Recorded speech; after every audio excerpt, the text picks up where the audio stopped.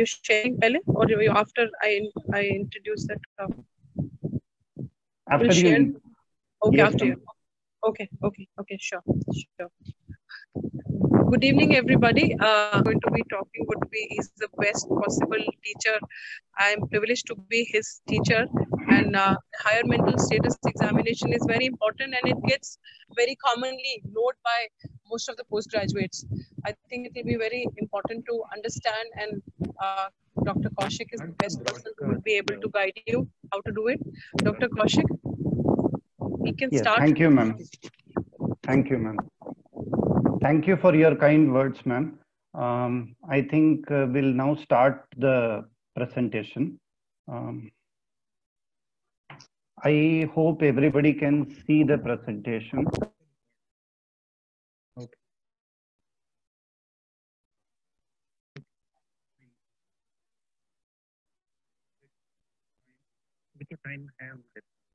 Hello.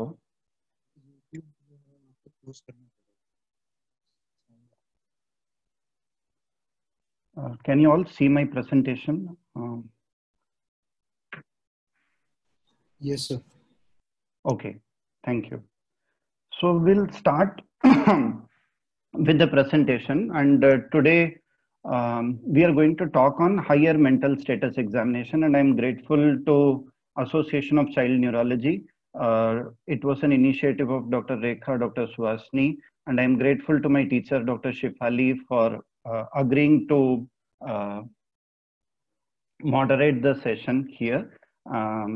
So let us start with the higher mental status examination. So the main objective of the presentation is to everyone. I don't know why I'm just waiting for Dr. Shifali to join. There is a echo that is coming. I don't know what to do. Deepak, can you help me?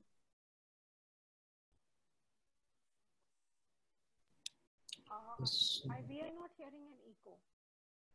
You're not hearing the echo? No, sir. Okay, fine. So in that case, okay, the main objective of the presentation is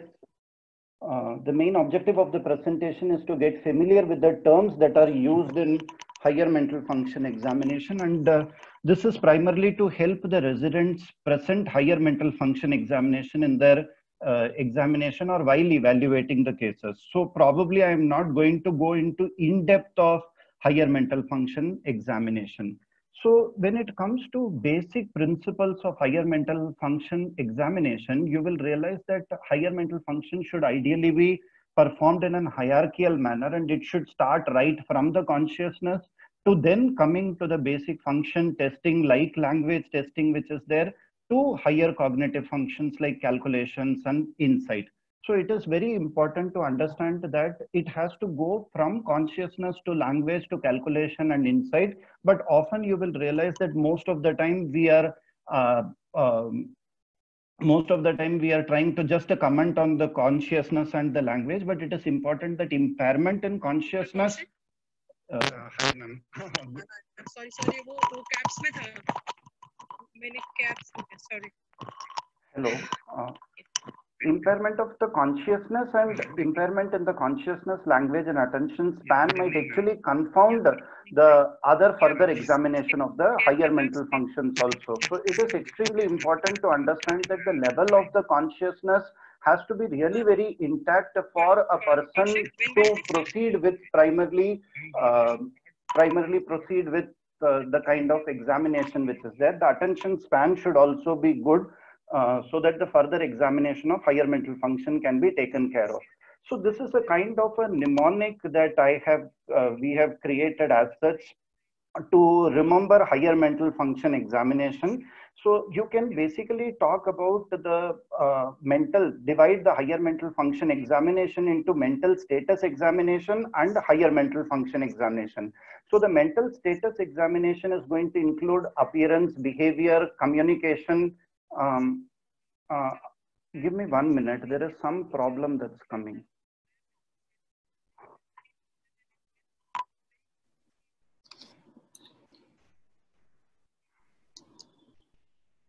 Give me 1 minute, please.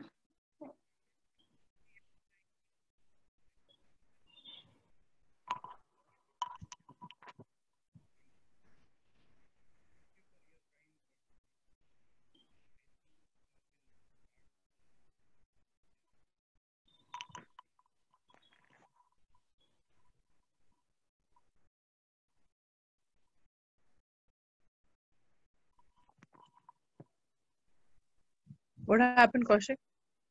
What happened, beta? Dr. Kaushik, what happened?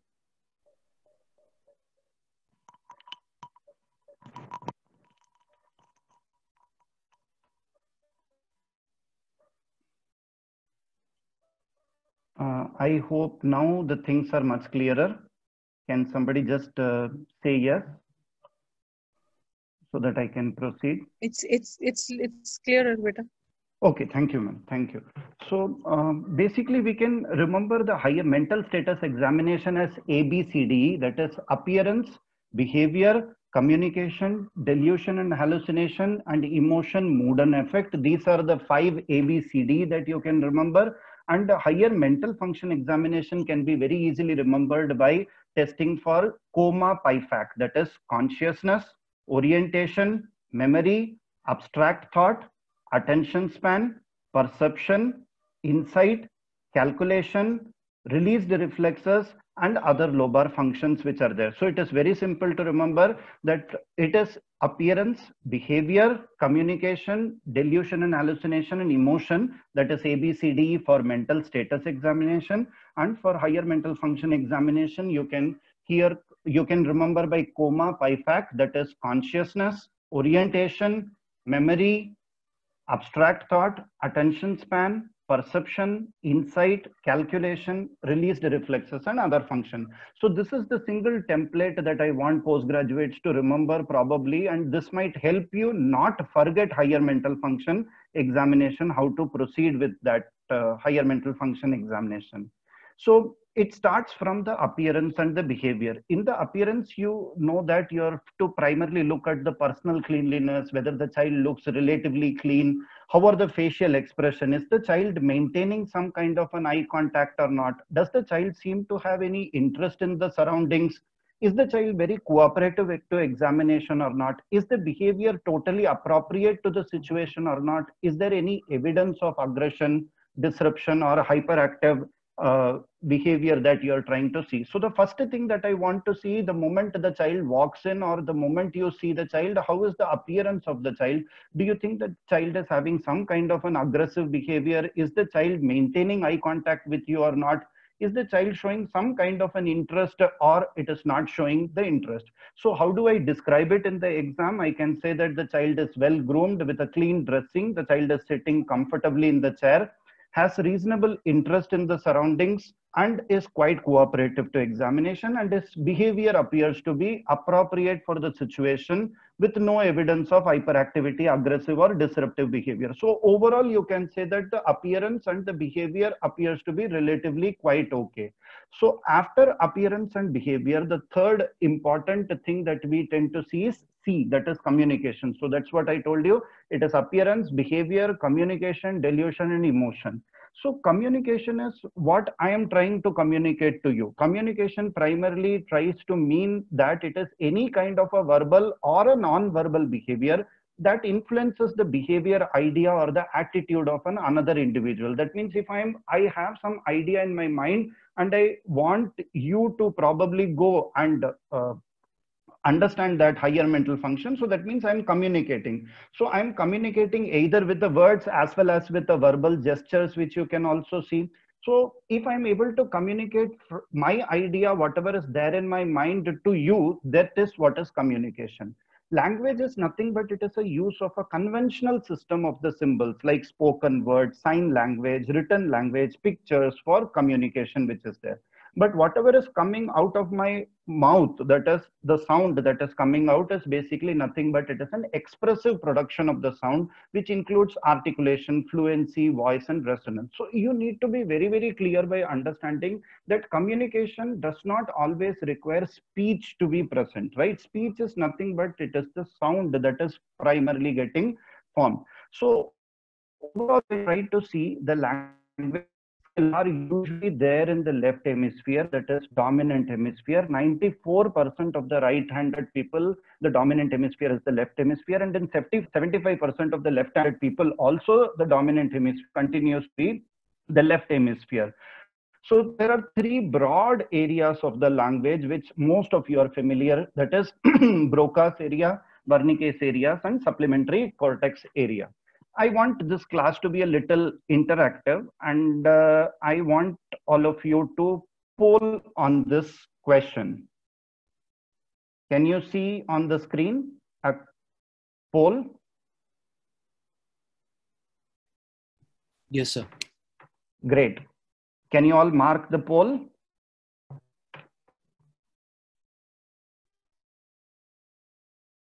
Can you mark the poll?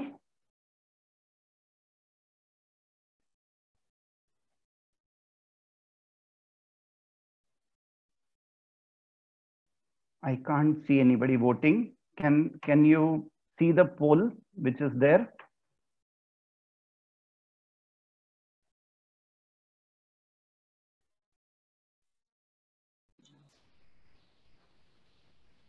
Deepak, are you able to see the poll?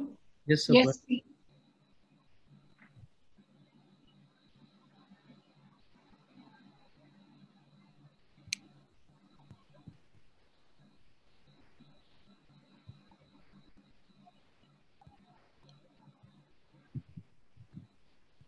Can you see the results? I think there is some problem.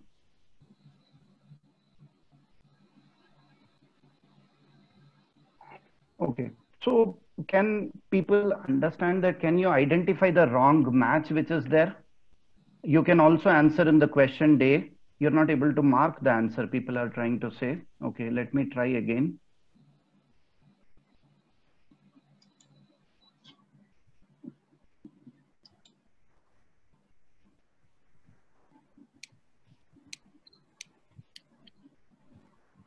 Dr. Rekha, are you able to mark the answer? Actually, I'm there as a host, so I can't do it. Okay. So I am not able to see. Students are not able to mark the answer. Yes. Yes, sir. So because there is no checkbox.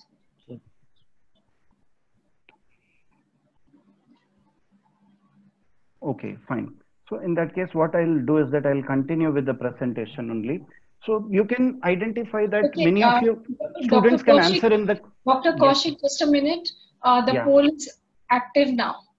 Okay, fine, fine. Yeah, you can see that. People have given the answers. Okay, great. Yeah. Yeah. And very good. So you can go through the answers and Oh, give great, your great. comments. Yeah, I am very happy. People are able to see.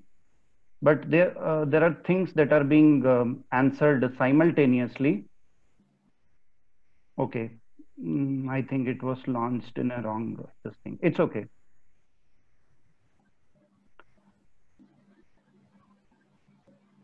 Okay, so you can please, the students can answer on the Q&A button also, question and answer button also. So here you can identify that the common terms that are often used in the language is that dysarthria. You use the term called dysarthria when you're trying to use the word called disorders of articulation. So if I'm trying to speak and if there is an articulation error that I'm trying to speak, then this is what is called dysarthria. Whereas if there is an interruption in the speech melody, which is there, this is what is called dysprosody. But if there is a disturbance that is there in the entire language, this is what is called aphasia. If the child is unable to read, then it is alexia, whereas agraphia is basically nothing but disturbance in the writing which is there. So please try to understand that the language disturbance is what is called as aphasia, whereas disorder of articulation is what is called as dysarthria. And if there is an interruption in the speech melody which is there, this is what is called as dysprosody which is there. So there are basically importantly 6 components of the language that we tend to see. One is articulation, another is fluency, another is comprehension, naming of the object, repetition, reading, and writing. So these are basically the 7 components of the articulation that you are able to see. Okay, so when you assess the spontaneous speech, you ask the child to speak few sentences and you note what is the speech output. Is the speech output, is the note that the speech output, is the speech dysarthric or dysprosodic? How is the fluency of the speech which is there? You can ask the child to tell the names of the animals you know in 60 seconds. You can ask the child also to tell as many words in 60 seconds that starts with letters like F, A or S. So when the child starts speaking, you can ask the child that ki ek muhavra suna ke dikhao. So here you can clearly make out that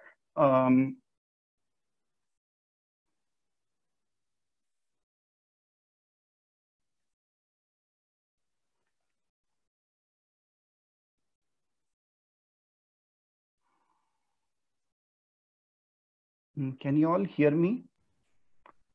Not able to see any screen. Yes, we can hear you. Okay, ma'am. Okay, thank you, ma'am. Thank you.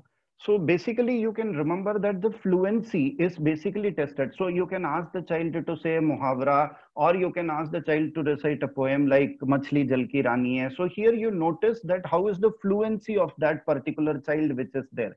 And in addition, you can also look for articulation. In the articulation testing, you can ask the child to say p, p, p. So that is what is testing labials. You can ask the child to say th, th, th. Linguals can be tested. And you can ask the child to say kh, kh, kh. That is gutturals that are there. So the articulations are basically tested by testing for pataka. That is labials, linguals, and gutturals which are there. You test for fluency and articulation. In children who are less than 7 years of age, you have to first notice whether the speech vocabulary is appropriate for the age or not. Is the speech intelligible or it is not intelligible or not? The second thing, the third thing, after you have tested the basically the fluency or the spontaneous speech, you test for comprehension. So in the comprehension testing, you can ask the child to point to one particular door. So you can ask the child to touch your nose. So is the child able to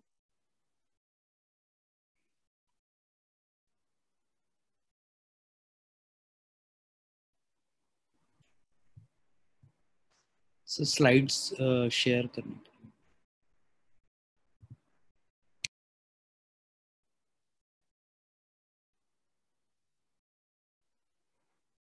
Okay, I'm sorry.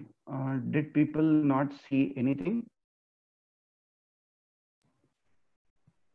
Okay. Okay, so what I would start with, okay, I'll start with this presentation. I think this slide was the last slide where I could also connect to people. Okay, so the important thing that I wanted to mention was regarding dysarthria, dysprosody, aphasia, alexia, and agraphia. Just to remember, one simple thing is that aphasia is nothing but it is a language disturbance which is there, whereas disorder of articulation is what is called as dysarthria, and when speech melody is getting affected, this is what is called as dysprosody which is there. There are 7 components of the language that you tend to test. One is articulation, fluency, comprehension, naming, repetition, reading, and writing.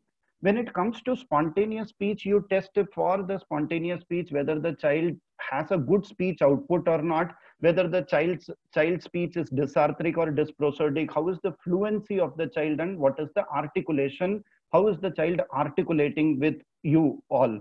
So overall, once you have tested for the fluency and articulation, you test for comprehension. Comprehension primarily tries to mean whether the child is able to understand your commands or not. So you can ask the child to point to a door or touch your nose. So the child will touch the nose. Then you can give a little higher command that ki apna naak chhu ke fir point to the floor. So touch your nose and then point to the floor. So gradually from 1-step command to 2-step command to 3-step command, like you can take the piece of the paper in your hand, fold it into half and put it on the floor. So give the 3 instructions together when you are trying to go for 3-step command. Or you can also ask simple questions like yes and no question, that ki acha aaj barish ho rahi hai, is it raining today? So the children might answer and say yes and no. So you know that the child is able to understand your comprehension. In addition, you also often tend to test for semantic comprehension. That means instead of asking to point to the light, tube light which is there, you can say that ki is kamre mein roshni kahan se aa rahi hai. So the child knows that roshni is coming from the tube light, and the child will point to the tube light which is there. So this is how you're going to test for the comprehension which is there. In children who are less than 7 years of age, you can ask the children to basically point to the body parts and the name colors also. Similarly, the next important function that you have to test in the language is naming. So simple things like you can ask the child to show the watch, you can give him comb, you can just ask him 2 or 3 common objects, you can ask him ki ye kya hai. Look for the promptness with which he is trying to reply. Is he using a wrong word? Is there a paraphasia? Is there a neologism? Is the child repeating everything repeatedly or not? So look at the naming of the object which is there. In addition, you can also have to test for repetition, that is ability to repeat the words or the phrases which is there. So when it comes to repeating the words or the phrases, start with the simple terms like ball. Acha ball batao. Stone picking. So no ifs and buts. So gradually from 1 letter to 2 letter to 3 letter, then you can go ahead and higher things can be done. And one of the very common things that we ask children to repeat is billi doodh peeti hai. So the child should be encouraged to say that ki acha bolo billi doodh peeti hai. So accordingly you will start saying that there is a billi doodh peeti hai. And the last 2 important language functions that you need to test is reading and writing. In the reading, you can ask him, show him the lines and show him the lines written, touch your nose. So please don't give him an instruction. If you give him an instruction, touch your nose, this you're testing comprehension. In the reading, you're going to basically just show him a paragraph, show him a line that in which it is written, touch your nose. The child will read that word and do that particular action. Similarly, you can ask the child, an elderly child, to also read from newspaper. Look for the efforts that the child takes in reading and pronunciation of the word.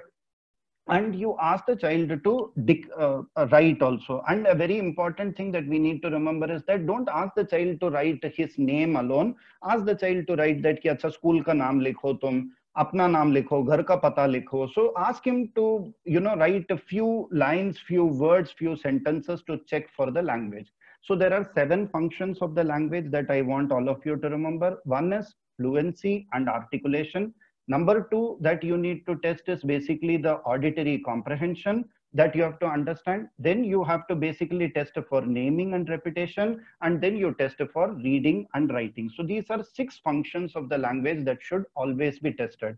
And one of the very, very common things that we need to understand is regarding dysarthria, aphasia, and dysphonia. I am trying to repeat an important thing by trying to say that dysarthria is nothing but it is a defect of articulation of the speech. Whereas aphasia is nothing but it is a disturbance of the entire structure and organization of the language which is there. If the child is having disorder of understanding, thought, word findings which are there, so these are important points in aphasia. Whereas dysphonia is nothing to do with neurology. The only thing that is that there is a problem in the voice production due to the vocal cord pathology, which is primarily there. So these are important points that you need to understand the difference between aphasia, dysarthria, and dysphonia. So when it comes to aphasia, it is basically nothing but it is a disorder of the language. So the problem can be either in receiving the information like difficulty in reading, difficulty in listening, or outgoing information like writing and speaking. So these are the problems that you often tend to encounter. Now, one of the simple analogy that I keep explaining students as to how they can remember aphasia is that suppose you are searching for the something. Suppose you went into the room to search for your key and you actually lost that key, and suddenly the light went off and you start finding in the rack as to where that key is. So you blindly open that rack and you start searching for that key. You might actually find that key. You search desperately and you could not find that key, or you might find something which looks like key, but it is actually not a key. So this is exactly what happens in a patient who has aphasia. Either he wants to express those words. So either he has loss of the words and loss of the words to say, or he finds a word that is absolutely wrong, or he might actually not at all find the word to express also. So please remember that aphasia is loss of words and it is not loss of intellect. So it is inability to find and manipulate and use the vocabulary. So aphasia is a very, very common thing that you need to understand, that there can be a difficulty in reading, listening, writing, and speaking, which is there. And two common aphasias that we often encounter is Broca's aphasia and Wernicke's aphasia. And you know that Broca's aphasia is nothing but it is a non-fluent aphasia in which the comprehension is relatively preserved, repetition is not preserved, and there is a problem with the output, that is non-fluent aphasia. And most of the time the child or the person who has Broca's aphasia will have a very strained kind of a voice, and if you ask the child to speak something ki acha tumhe khana chahiye je ka, so this is the way the child will have very, very difficult kind of words he will have, but he will use very, very effortful kind of a speech which is there. Whereas Wernicke's aphasia is something where the child cannot, or where the person cannot comprehend as to what you're asking. So, acha tum kahan gaye the aaj subah? So then he will start confabulating and say that ki acha main udhar gaya usko ke nama.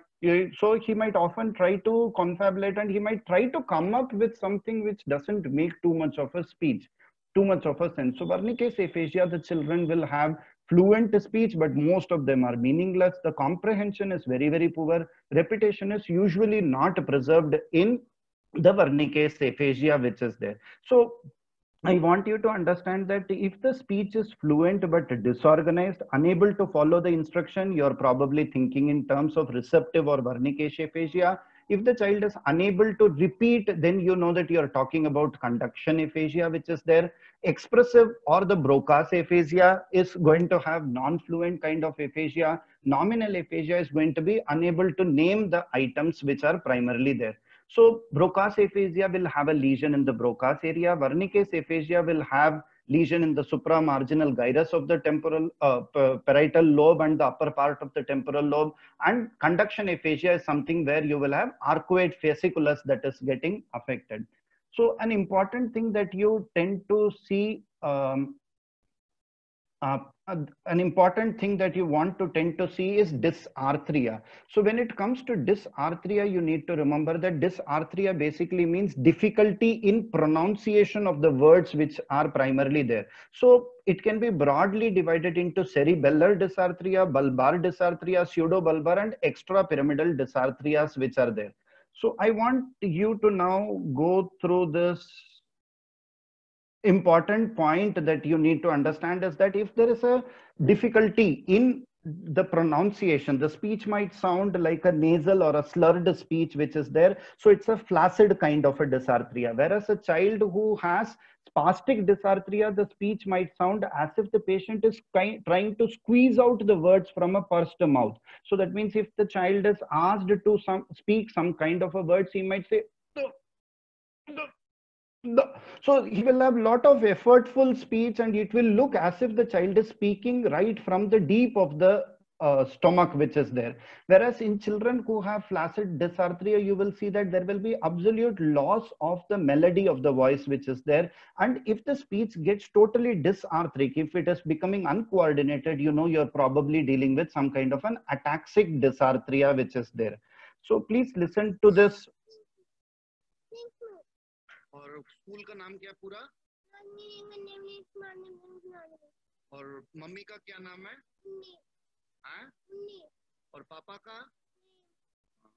और क्या क्या subject पढ़ाते हैं? क्या क्या subject तुम पढ़ते हो? हाँ? So here you can make out that when the child is asked to repeat certain things, you can see that there is an absolute nasal quality of the voice.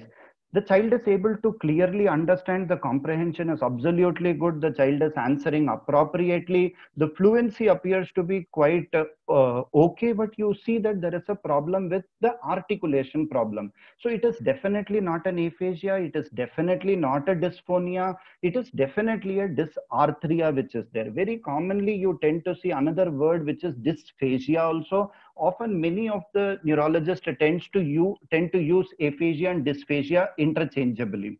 So this was a child where the child had basically a nasal quality of the voice, and this is a very classical flaccid dysarthria which the child is having. Now I want you to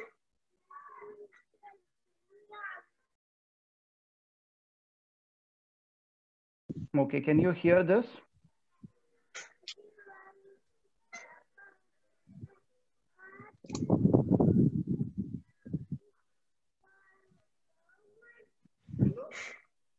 So here in this child, for those who have not been able to listen properly, that I'm asking the child to say a rhyme, and the child says a rhyme, but it is so difficult for you to clearly understand what kind of rhyme the child is trying to enunciate. So please try to understand that if the child is able to comprehend properly, if the child is having a good verbal output, you know, you're not probably dealing with some kind of an aphasia. You're probably dealing with a dysarthria. Dysarthria is nothing but there is an articulation problem. And I wanted to differentiate that if there is a spastic dysarthria, the child will have difficulty in speech. Here, the child is fluently speaking, but you can not make out anything. So the prosody gets affected in this particular child. So this is basically nothing but it is an extra pyramidal dysarthria in which the child basically tries to say some kind of a word, but you're not able to clearly understand what the child is trying to say. So this is a very classical extra pyramidal dysarthria which is primarily there. So I want you to listen if you're able to listen to this video.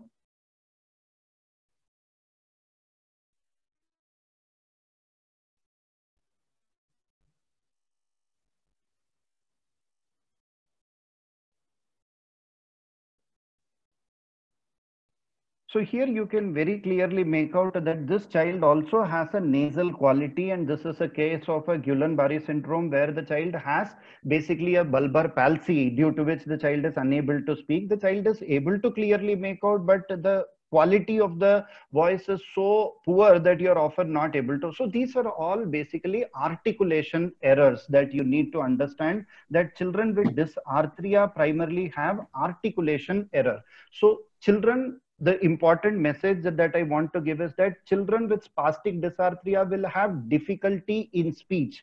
So they will have more of a strained voice. This is how they are going to speak. Whereas a child with flaccid dysarthria is going to have a bulbar. So it's a low volume kind of a voice, the melody gets affected. Whereas a child with extrapyramidal dysarthria will completely have loss of the prosody, that is the melody of the voice, and the child will say, so 90% of the time you're not able to understand extrapyramidal dysarthria, but spastic dysarthria and flaccid dysarthria, if you listen very carefully, you're probably able to understand some kind of a meaning out of that particular child. So how do I describe that in exam? So on assessment of spontaneous conversation, I can say that the speech conversation is very good. The auditory comprehension is relatively preserved in this child. The speech is very fluent with good articulation of the words, with preserved skills of naming, repetition, reading, writing, and absence of neologisms and paraphrasias which are there. So it is a fluent kind of a thing. So you have to comment on fluency, you have to comment on articulation, you have to comment on naming, you have to comment on repetition, reading, writing, and presence or absence of neologism. So these are 6 or 7 areas of the language that you need to describe. So coming back to my formula of ABCD, that is appearance, behavior, and communication, we are done with the first 3 important points, that is appearance, behavior, and communication. Overall, you try to see whether the child has, during this examination, any delusions or hallucination. Is the emotion and the affect relatively preserved in this particular child or not? So if there is no delusion or hallucination, I can describe that there is no delusion or hallucination, and emotion and mood appears to be appropriate, and the child appears to have insight to that particular illness.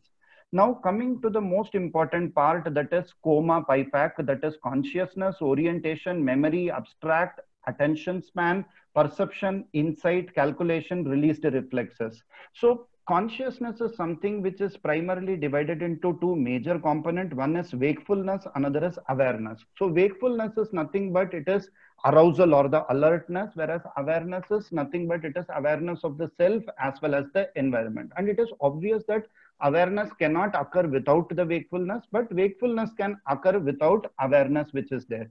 Wakefulness, that is opening the eyes, closing the eyes, this wakefulness is primarily a function of ascending reticular formation, whereas awareness, whatever is happening around, is basically the function of cerebral cortex or subcortical structures which are there. So the important thing that you have to remember is that if wakefulness is preserved, awareness is preserved, brainstem functions are preserved, you know that the child is conscious. If the child is wakeful, if the awareness is suboptimal, but the brainstem functions are normal, that means wakefulness is preserved, but awareness is suboptimal. You know you're dealing with a minimally conscious child. If the child is wakeful, but awareness is completely absent, the child does not respond to any of the external or internal need, you know that the wakefulness is preserved and the brainstem functions are preserved, you call this as a vegetative state. But if the wakefulness is absent, awareness is also absent and brainstem functions are but normal, that is called as coma. But if wakefulness, awareness and brainstem functions are all absent, this is called as a brain death, which is primarily there. So please try to differentiate that we do not any more use the terms like semi-coma, opt-and dead states. So we try to classify the state of alternate consciousness into whether the child is conscious, whether the child is minimally conscious, whether the child is in vegetative state, or whether the child is in coma. You know that if the wakefulness is totally gone, it is coma or brain death. If wakefulness is preserved but awareness is absolutely zero, you know you're dealing with a vegetative state. If wakefulness is preserved but awareness is suboptimal, you're dealing with a minimally conscious state. But if wakefulness and awareness is all preserved, then you know that you are dealing with a conscious kind of a child. So basically, comatose patient, most of the time they will have absolute lack of arousal and awareness which is there, and whatever motor activity is happening is more of a reflexive motor movement rather than a purposive kind of a motor movement.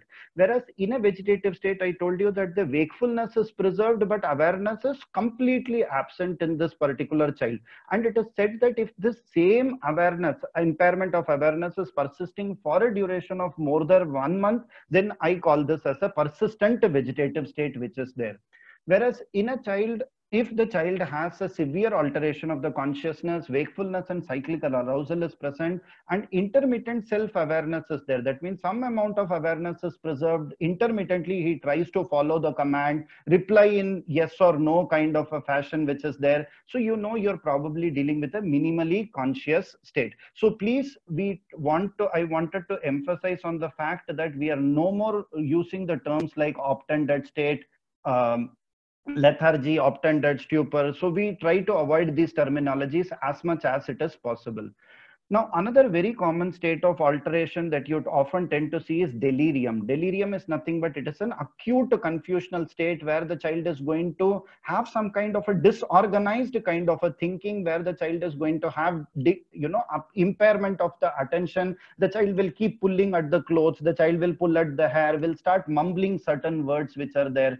So if you look at this video of the child, if you're able to see the video.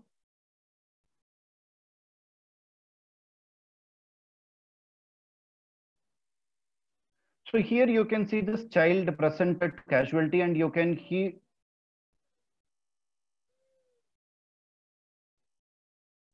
Right, so you can make out that the child is in a very irritable kind of a state. He appears to have a good spontaneous eye opening, is vocalizing, but you know, he's mumbling some kind of a thing, he's pulling at the nose, pulling at this thing, and he's getting shout. So these are basically called as a delirious kind of a behavior which the child is having.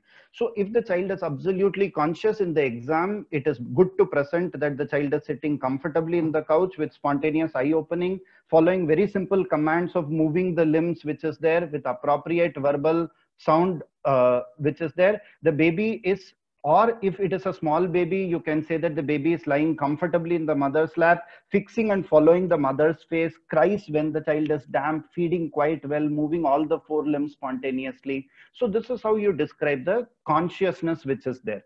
Now, after coma, PIFAC, you know, it is consciousness, and then we have orientation. Now, in the orientation, we know that the orientation is primarily tested in the time, place, and person. We tend to ask 5 important questions as to what is the day today, whether it is Tuesday, Monday, Friday, what day it is, date, what is the date which is there, what is the month, he will say that it is June month, and then what is the season, it's a summer season. You can say, you can ask which year it is, he can say it is 2020. So these are the 5 questions that are standardly asked to assess for the time. So this time assessment, these are 5 questions that are there even in the MMSC. So please do not change the questions which are there in the MMSC as far as possible. The second thing is the place. Where are you right now? Which state you are? So you might say that, okay, I am at Delhi. And you might ask which is the state? He might say it is Delhi. And what is the country? He might say India. Are you there in the hospital? He might say, yes, I am in the hospital. Which floor are you there? The child might say, okay, I am in the 2nd floor. So these are the 5 questions to assess for the place. And similarly for the person, you can ask, what is your name? What is your father's name, mother's name? Who is the school teacher? What subject does he, school teacher teaches him? So important thing is orientation should be tested in time, place, and person. And in small infants, obviously, you can't test orientation except that you can probably comment on stranger anxiety and familiarity with the parents. And whenever the patient gets disoriented, you know that disorientation starts from time, place, and then person. So the disorientation most of the time takes this sequence of time, place, and person. So if I ask you the difference between spastic dysarthria and extrapyramidal dysarthria, what kind of memory am I testing? I just taught you right now, and I'm asking you that if I'm asking you again, what is the difference between spastic dysarthria and extrapyramidal dysarthria? What kind of memory are we testing? We are primarily testing a short-term kind of a memory. I think the polling part is probably not working, so I'm not able to see the important thing. So let us try to understand as to what all important parts of the memory. Now, when it comes to testing the memory, the first thing that comes is registration of a sensory stimuli. I see something or I hear something, registration is the first thing. That information is stored temporarily. So that is what is a working or a short-term memory. Later on, with repeated reinforcement which is there and repeated association, this short-term memory gets converted into a long-term memory. So information gets stored permanently. Later on, if you want to retrieve that particular information, that becomes your declarative kind of a memory. So you basically test for registration or the immediate thing. Then information stored temporarily. So you're testing for basically a working memory or a short-term memory. If it is testing, then you're testing for a long-term memory, which is there, and recall of the information, that is declarative memory. So how do I test for the memory? You can ask the child to remember 3 unrelated objects like chair, crow, and shirt. And you can say, can you repeat what I said? If I ask the child to remember 3 things, chair, crow, and shirt. Now, if I ask immediately, what did I say? And the child says chair, crow, and shirt. Though you are testing basically the immediate memory which is there. You need to remember them. I'll ask you later. So that means you go ahead and do certain tests. And then if I ask you, this is what is primarily testing the recent memory. The other thing that you can also do is that I'll show you 5 objects. Ask him, what did you show? After you have shown those 5 objects, hide those objects in front of the child itself. And then ask after 10 minutes, what did I show? He will say that these are the 5 things that you showed me. And these are the places in which you hid in the room. So this is basically testing the recent memory. The other way to test for the recent memory is that I'm going to ask you to read. I'm going to read a short story. Listen to it very carefully. I want you to tell me everything that I told you. So if I'm going to read that short story and I'm asking, if I'm giving the instruction that you have to listen very carefully, you have to tell everything, then I'm testing basically the recent memory. So long-term memory is something where you're testing which school did you study, what is your father's name, what is your mother's name, how many brothers and sisters are there, what are their names. So all of them are primarily the long term memory which is there. So please remember that the child has to be attentive, the child has to be cooperative to examination. There should be ideally no deficit in the language before you're testing for the memory. And you should remember that immediate memory that is primarily tested is in the language area around the sylvian fissure which is there. Recent memory is something which is there in the limbic structure, and the long-term memory is there in the language cortex. So I want you to listen, all of you, carefully to the letters that I am trying to tell you. 2, 3, 7, 2, 9, 4.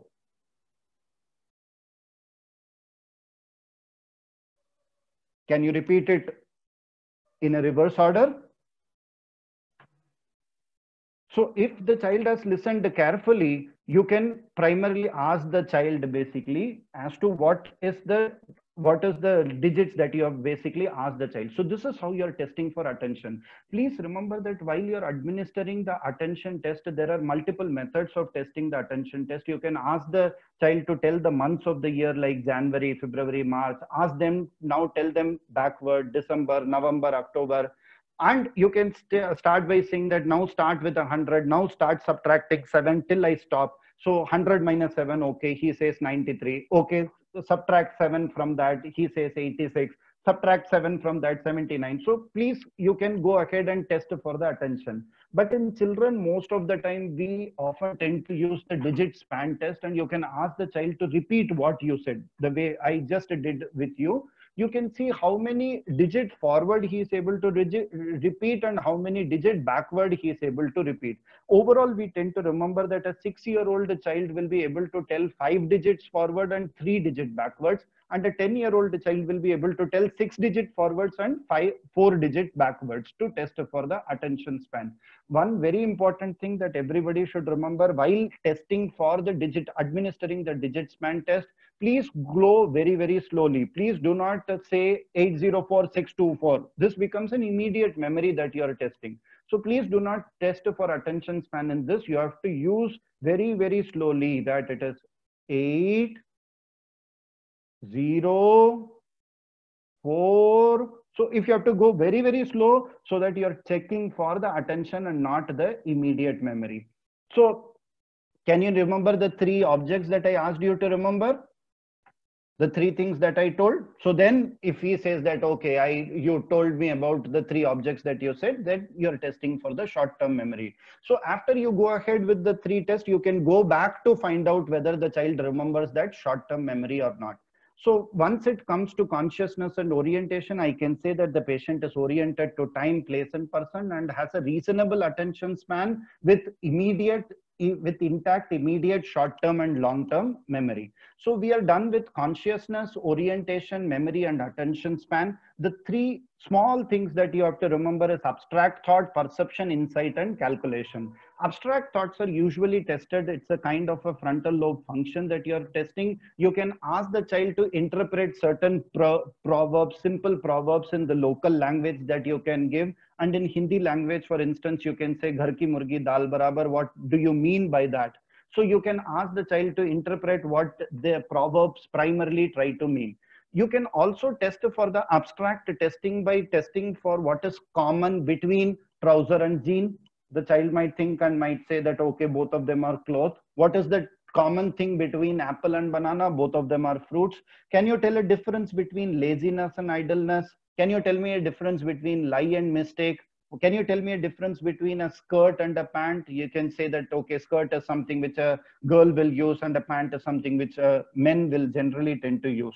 So these are the kind of commonalities, differences that you can ask. And you can also ask a certain analogy like table is to leg as to car is to what. So the child can say that, okay, it is tire. So 4 things are primarily tested in abstract thinking. One is proverb testing. What is the commonality? What are the differences? What is the analogy which is there? And after we have come from consciousness, orientation, memory, attention span, abstract thinking, the next important thing is coma pi fact. So P stands for the spatial perception. You can ask the child to draw the clock and mark all the numbers in the current position, draw 7 o'clock in this diagram, or you can ask the child to draw certain 5-pointed stars which are there. And to test for calculation, you can ask by asking a simple verbal. You can start with a simple verbal calculations like 2 plus 6, 3 minus 1. But you need to understand that once the child answers the simple verbal calculation, then only go to a complex verbal calculations like 12 plus 19, 42 minus 36. And then further finally proceed to written complex calculation like 106 and 59, 405 minus 75. So you can primarily test for all these things in that particular manner. And we know overall that simple addition a 5-year-old child can do, simple subtraction a 7-year-old child can do, multiplication can be done by an 8-year-old child, division can be done by a 9-year-old child. So we are basically done with the important parts of the higher mental function. But in addition to this higher mental function, individual lobe testing is a very, very important part of higher mental function that I want all of you to remember. And many of the functions we have already tried to cover already. So in the frontal lobe function, you can notice that it can be the frontal lobe is primarily divided into two main parts. One is dorsolateral prefrontal cortex and another is orbitofrontal cortex. And the dorsolateral, the prefrontal cortex is something which is important for planning, programming and executive part, whereas orbitofrontal part is basically taking care of the inhibition. So the frontal lobe function executive, that is the dorsolateral function is executive function and orbitofrontal is inhibition function which is there. So in the frontal lobe functions, when you try to test for executive function, you can ask the child, how did you come to this place? Or why did you come to this place for that matter? That is whether insight is present or not. What will you do if you see a house on the fire? Or you can ask digit span test the way you tested for attention. These are all important part of frontal lobe functions which are there. In addition, you can ask the child to basically make a kind of a Luria graphic kind of a test in which alternate squares and triangles can be formed, and you can ask the child to draw it in the same kind of a manner. Or you can also use a trail making test to test whether the child is able to join all the numbers specifically to make a trail or not. So this is basically a frontal lobe executive kind of a function which is there. Now I am giving you a simple exercise that if I ask you to identify the color here, so what is the color?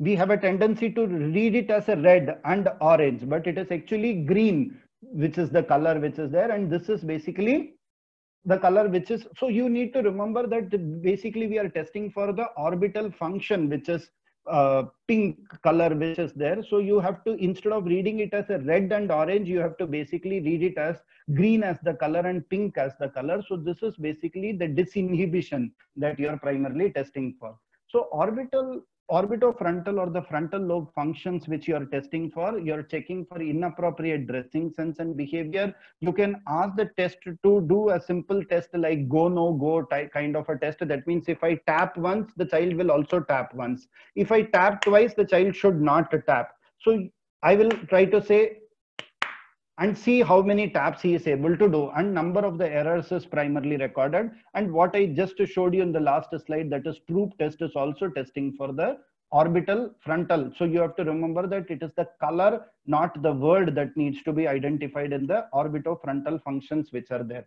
So frontal lobe, broadly speaking, I am not going into too much of the depth, but the dorsolateral prefrontal cortex is taking care of the executive function. The orbitofrontal functions are basically the disinhibition functions which are there.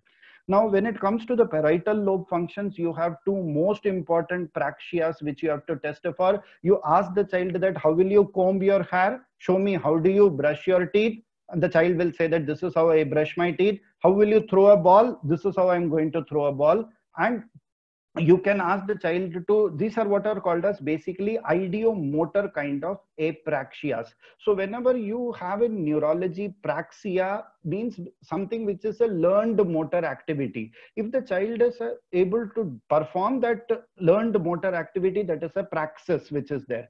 But if the child is unable to do that learned motor activity, this is basically an important point which is called as an apraxias which are there. Similarly, the right left orientation, that means you ask the child to show the left hand, you can ask the child to touch your left ear with your right hand. So these are some of the instructions by which you can find out whether the right left orientation is present or not. So similarly, you can also ask the child to touch the third finger briefly, ask him to close the eyes, and then ask him to open the eyes and ask him to touch the same finger in my hand. So that means the child knows that with my closed hands, the examiner touched my third finger. So when I open my hand, I'm going to open my hand and I'm going to just touch the third finger of that particular examiner. So this is what is called finger agnosias that you are primarily testing for. Similarly, sensory extinctions, calculations, constructional apraxia that we just tested are important, parietal lobe functions. And when it comes to temporal lobe function, hearing, long-term memory, emotion, mood, and semantic functions, comprehension, all of them are important temporal lobe functions that you have to remember for. When it comes to occipital lobe function, we know that we have to ask the child to name, you have to show him certain objects and show him that can you name these objects which are there and name the colors. So this gets impaired in visual agnosia. Similarly, if the child is being shown certain pictures like Sachin Tendulkar, and if the child is not able to recognize very familiar faces, that is something which is getting impaired in prosopagnosia. Visual memory can be primarily tested, that where do you keep these shoes at your house? So these are some of the common questions that you can test for occipital lobe function. So at the end of higher mental function, we always test for released reflexes, which includes palmar grasp. That means these released reflexes are the kind of the reflexes that gets released once the child goes into an end stage of neurodegenerative disease. So whenever you get any child with neurodegenerative disease, you have to primarily test for released reflexes like palmar grasp, palmomentor reflex, rooting reflex, sucking. So you will see that all those reflexes which had disappeared during the neonatal period will get reappeared when there is a neurodegenerative kind of a disease. So please do not forget released reflexes in children with, especially when you are getting a case of neurodegenerative disease. So the important thing that I want all of you to remember is A, B, C, D, E: appearance, behavior, communication, delusion and hallucination, emotion, mood and affect. Coma, PIFAC: consciousness, orientation, memory, attention span, abstract thought, perception, insight, calculation, released reflexes, and other lobar functions which are there. So please remember the simple mnemonic by which you can probably recollect in your exam period as to how you should be primarily telling. These are not the sequence in which you have to present. I just told you in the first slide that if the attention span and consciousness is completely impaired, there is no point in testing orientation. There is no point in testing memory. So it is very important that this mnemonic does not tell you the sequence in which you have to present. It just gives you a mental picture that, okay, these are the headings under which I have to primarily examine a child with higher mental function examination. So please remember appearance, behavior, communication, delusion and hallucination, and emotion. And there are basically in the speech area, there are 6 areas that you have to remember. You're testing for fluency, you're testing for articulation, you're testing for comprehension, you're testing for repetition, you're testing for naming, you're testing for reading, you're testing for writing. These are the 7 areas that you have to test in the speech. Look for delusions, look for hallucination, look for emotional content. When it comes to consciousness, remember that there is wakefulness, there is awareness. If wakefulness and awareness totally gone, brainstem functions preserved, it is coma. If brainstem functions are totally gone as well as wakefulness, awareness is gone, you know it's brain death. But if the child is wakeful, but awareness is absolutely zero, you know you're dealing with a vegetative state. If the wakefulness is preserved, but awareness is suboptimal, not 100%, then you know you're dealing with a minimally conscious state.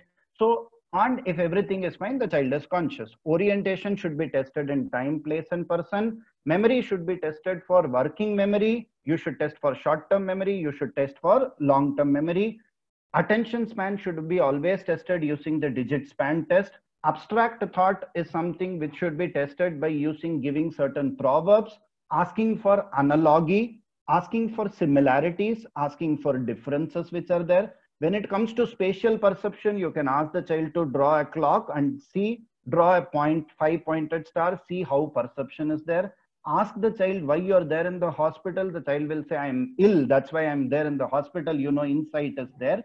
In the calculation, please remember that start from simple calculations like addition, subtraction. Don't give a child a very complex calculation which has not been taught in the school also. So it entirely depends upon that. In children with neurodegenerative, do not forget the released reflexes. You should all remember that there is something which is called mini mental status examination. MMSE score should be always remembered. All of you should remember that the questions that are asked in MMSE, which primarily are what we have already primarily covered, that means orientation as 5, orientation to the time which is there, orientation to the place which is 5 basically. So these are some of the MMSE that you often tend to use. But in children, in pediatrics, we often use this pediatric MMSE, can be very commonly used. This was developed by Dr. Gauri Pasi from Indore, which was published way back in 2005 in Indian Pediatrics. And I remember from my PG days, we have been using this pediatric MMSE to test for orientation, attention, and concentration. A total score is 30 instead of MMSE that has 30 as the score. And you will see that pediatric MMSE is something which can be useful in the ages of 3 years to 15 years. Most of the time you will realize that you don't get cases which are very classical in which the child is going to give you all attention. All that you might get is this kind of a case where the child is unconscious, is unresponsive, is breathing, and you know that when the child is in this kind of a state, the higher mental function examination, A, B, C, D, E, coma, PIFAC, all of them leaves behind only consciousness. And you can see that many of the other functions cannot be assessed. Examination of an unconscious child will be discussed in the further seminars which are there. And I'm very sorry if I have, I think I'm not sure if I have done the justice to the objective of the presentation, that I want all students to get familiar with the terms that are used in higher mental function examination and to help residents in presenting their presentation. So with this, I thank the Association of Child Neurology, Professor Shefali, Dr. Rekha, Dr. Swasni for giving this opportunity. You can type your questions on question and answer Q&A. Dr. Shefali, ma'am, you want to mark your comments? Kaushik, it was very well presented. I was just thinking that can't we have a one-pager checklist for them? Yes, ma'am. So this is a, I'll just